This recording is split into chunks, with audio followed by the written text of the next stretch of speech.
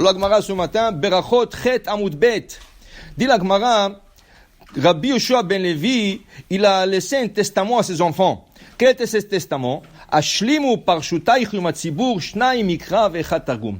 Il leur a dit, faites attention de terminer la paracha de la semaine, shnai mikra vechat targum. Ceci est un halacha dans le Shulchan Aruch. Le Shulchan Aruch dit, chayav adam likrot ta paracha shnai mikra vechat targum. C'est pas optionnel.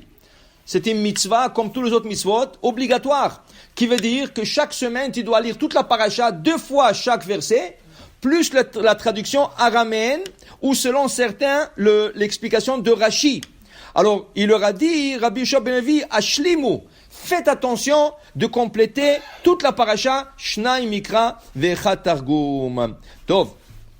Maintenant, la Gemara raconte sur des rabbins qu'ils n'ont pas fait toute l'année, et voilà qu'ils voulaient le compléter à la fin de l'année. Quand c'est la fin de l'année, c'est vers le jour de Kippour, juste avant Kippour. Pourquoi? Parce qu'après, il y a Simchat Torah et tu recommences la Torah. Alors il y avait un rabbin qui voulait le faire et l'autre rabbin lui a dit non, écoute, c'est pas comme ça qu'on fait. Et quoi, tu vas jour Erev Kippour, tu as besoin de manger. C'est la mitzvah, c'est de manger beaucoup, c'est manger toute la journée des collations, de se préparer pour aller au mikvé. Où tu as le temps? Fais-le chaque semaine. Chaque semaine un morceau. Alors il y en a, qu'est-ce qu'ils font?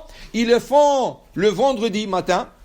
Toute la paracha, Shnai Mikra Targum. Il y en a, qu'est-ce qu'ils font? Ils n'ont pas le temps vendredi. Chaque jour de la semaine, ils prennent une portion. Et ils lisent. Et vendredi, ils complètent ce qui reste. Okay? Et sinon, tu peux le compléter le samedi matin. Mais c'est important de le faire. C'était aussi un testament qu'a laissé Rabbi Yoshua ben Levi à ses enfants. Après, il leur a dit, Izaru Bavridin ki Rabbi Yehuda. Faites attention aux veines du poulet, comme Rabbi Yehuda. Qu'est-ce que Rabbi Yehuda faisait? Rabbi Yehuda, après avoir égorgé le poulet, il coupait les veines de tous les côtés pour que le sang il sorte plus vite, pour que le sang ne reste pas à l'intérieur. Alors il leur a dit, faites attention, comme Rabbi Yehuda, il coupait les veines après égorger le poulet, faites-le aussi. Et après il leur a dit, Vizaru bezaken sheshachach talmudo mechamat onso. Faites attention à quelqu'un qui a eu malheureusement le Alzheimer. Il a oublié toute la Torah. Par exemple, la Gemara raconte sur Rav Yosef. Rav Yosef, c'était un génie, c'était un grand rabbin. Mais malheureusement, à la fin de sa vie, il a tout oublié la Torah. Et chaque fois qu'il disait un cours, il y avait son élève Abaye qui l'a corrigé. Il dit, mais Rabbeinu, est-ce que tu n'as pas nous a dit notre jour comme ça? Est-ce que tu n'as pas dit comme ça? Il dit, ah oui, parce que le pauvre, il a oublié. Il leur a dit, donnez-lui kavod exactement comme dans son vivant, quand on était bien. Pourquoi? D'amrinan, luchot, veshivre luchot, monachim baron. Regarde, même les tables de loi cassées de Moshe Rabbeinu, où est-ce qu'ils sont posés? Dans le même arche, avec les tables, le deuxième table de la loi. Pourquoi? Malgré qu'ils sont cassés, ils ont la kedusha de la Torah. Alors malgré que la personne elle a oublié la Torah, il faut lui donner respect, comme s'il se rappelle de la Torah. Il ne faut pas se moquer de lui. Okay? Il faut faire attention aussi comment le corriger. Amar leu Rava lebane, Rava disait à ses enfants, Kshatem chotrim basar, al tartechu al gavayad. Disait Rava à ses enfants, faites attention, quand vous coupez la viande, jamais tu attrapes le morceau de viande dans la main. Tu as l'expérience, toi. N'attrape jamais le morceau de viande dans la main et tu coupes, parce que tu risques de te couper, c'est ça, le doigt ou la main, et le couteau avec lequel on coupe la viande, ils sont tellement aiguisés que tu te sens même pas et tu te coupes très très profondément. Hein? Tu le poses sur une surface, sur une table ou quoi que ce soit, et tu coupes. Mais jamais, ni pour le pain, ni pour rien du tout. Tu ne coupes jamais quelque chose qui est dans ta main. Tu le poses et tu le coupes. Comme ça dit Rava comme testament à ses enfants. C'est très, mishum sakana, c'est très dangereux. Vika damri mishum kilkul souda. Pas seulement ça. Imagine-toi, c'est un morceau de viande que tu as besoin pour le repas, tu as des invités, tu te coupes, tu as plein de sang, tout le sang, il va sur le manger. Maintenant, qui c'est qui va manger ça? Qui c'est? Personne pourra. Alors tu as gâché le repas. Il est caché, mon doigt. Hein? Alors pour te dire voilà, fais faire attention. Après Rava il dit à ses enfants, va al teshvu al mita aramit. Il faut pas s'asseoir sur un lit d'une femme non juive. Il dit quoi? Qu'est-ce que c'est?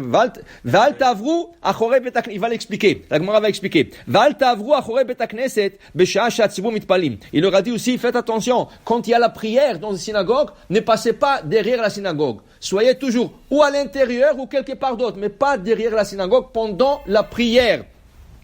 Il dit ici, alors la Gemara dit, qu'est-ce que c'est le Premier Testament pour dire qu'il ne s'assoit pas sur une méthode d'une femme non juive? Ika de'amre lo tignu belo kriyat shema. Première explication, il leur a dit, ne dormez pas quand vous allez dormir, faites attention de dire Shema. Parce que si vous allez dormir sans dire le Shema, c'est comme si tu étais dans une mita d'une femme non juive, Chas v'Shalom.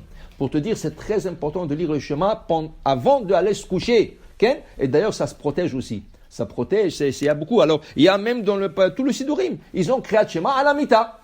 Okay? Au moins le Shema. C'est ça qu'il leur a dit. Après, Ika de'amre, il y en a qui disent une autre explication, non. Ne lotin sevu giorta. Vika de'amre, aramit mamash. Il leur a dit, faites attention de ne pas se marier avec une femme non juive. Et Vika de'amre, aramit mamash. Il y en a qui disent, non, écoutez, carrément de ne pas s'asseoir sur une lit d'une femme non juive. C'est ça qu'il voulait dire. Pourquoi? Mishum ma'asa de Rav Papa. À cause, qu'est-ce qui est arrivé avec un rabbin qui s'appelait Rav Papa? Qu'est-ce qui est arrivé avec Rav Papa? Rav Papa, Zal Gabé Aramit. Rav Papa, il est venu voir une femme non juive. Il avait besoin de lui parler quelque chose. Alors, elle lui a dit, asseyez-vous, et je vais aller chercher quelque chose, je reviens. Elle lui a fait, il voulait que ça soit sur un sofa, ou sur un lit sofa, quelque chose comme ça. Rav Papa, il lui a dit, je m'assois pas, jusqu'à que tu le déplaces, je veux voir qu'est-ce qu'il y a sous le lit.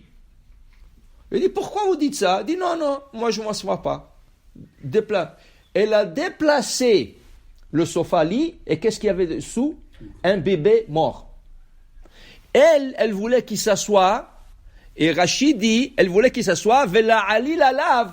Elle voulait l'appeler la police et dire, regardez, il s'est assis par erreur sur le lit, et il a tué le bébé. Ça, c'était pour l'accuser après. Alors, depuis, Rava, il a dit, quand tu vas chez une non-juive, elle te dit, si assis-toi ici, méfie-toi. Allô, qu'est-ce qu'il y a là-bas? Moi, je ne m'en sors pas. Je veux voir qu'est-ce qu'il y a sous. Je veux voir qu'est-ce qu'il y a autour.